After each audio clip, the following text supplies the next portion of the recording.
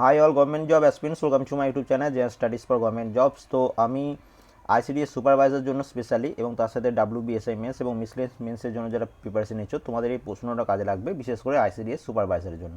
পুরোনো একটা বই থেকে নোটটা খুঁজে পেয়েছি, তোমাদের ক্লাসটা করিয়ে দিচ্ছি। আই হোপ তোমাদের একটা হেল্প হয়ে যাবে। তো এটা মডেল কোশ্চেন নাম্বার 1, প্রতিদিন একটা করে করিয়ে দেওয়ার চেষ্টা করব। তো দেখো কী বলেছে, পুষ্টি কাকে বলে, পুষ্টি কী ধরনের বিপাক এবং কেন হয়, এবং জীবদেহে শক্তির উৎস কী। তো এইরকম ধরনের প্রশ্ন পুষ্টি টপিক থেকে আসার চান্স সব থেকে বেশি আইসিডিএস সুপারভাইজার এক্সামে আসে।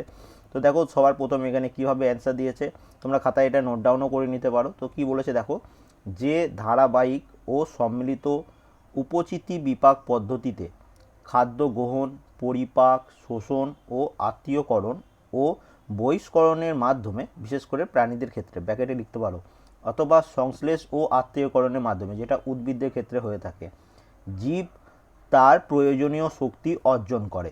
ওকে, দেহের ক্ষয়পূরণ, বৃদ্ধি ও বিকাশ ঘটে, রোগ প্রতিরোধের ক্ষমতা গড়ে ওঠে এবং জীবনের মৌলিক ধর্মগুলি সুষ্ঠুভাবে পালিত হয়, তাকে বলা হয় পুষ্টি। তাহলে কোনো এক্সট্রা তোমাকে কিছু লিখতে হবে না, একদম অ্যাকুরেট যে অ্যান্সার সেটা তোমাকে লিখতে হবে, তবে তুমি কিন্তু খুব ভালো একটা মার্কস তোমাকে যে নিয়ে দেখবেন তোমার খাতা সে তোমাকে দেবে। তো এরকম দেখতে পাচ্ছ, এরকমভাবে তোমরা লিখবে। সেকেন্ড কোশ্চেন যেটা কি বলেছে দেখো, পুষ্টি কী ধরনের বিপাক এবং কেন।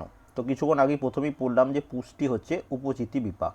ওকে, কারণ কি, কারণ হচ্ছে কি, উপচিতি বিপাকের ফলে কোষ মধ্যস্থ প্রোটোপ্লাজমের খাদ্য ও অন্যান্য জৈব পদার্থগুলি বা সঞ্চিত হওয়ার ফলে জীবদেহের শুষ্ক ওজন বৃদ্ধি পায় এবং দেহের স্থৈতিক শক্তি উৎপন্ন হয়। এই জন্য পুষ্টিকে বলা হয় উপচিতি বিপাক। ওকে, তো এইটুকু ডিটেলস কিন্তু একদম অ্যাকুরেট অ্যান্সার এখানে লেখা রয়েছে।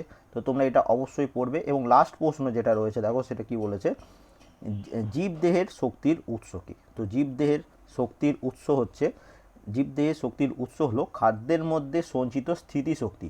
সালোক সংশ্লেষ প্রক্রিয়ায় সৌরশক্তি খাদ্যের মধ্যে স্থিতিশক্তিতে আবদ্ধ হয়। তো এটা হচ্ছে জীবদেহের শক্তির উৎস। তো এটা হচ্ছে ফার্স্ট কোশ্চেন, আজকে ফার্স্ট মডেল কোশ্চেন একটা তোমাদের বায়োলজি বা লাইফ সায়েন্স থেকে আমি করে দিলাম, পুষ্টি চ্যাপ্টার থেকে। আই হোপ এটা তোমাদের পরীক্ষায় খুব কাজে লাগবে, এইরকম ধরনের প্রশ্ন তোমাদের পরীক্ষায় আসার চান্স বেশি। আরও অনেক ক্লাস করাবো।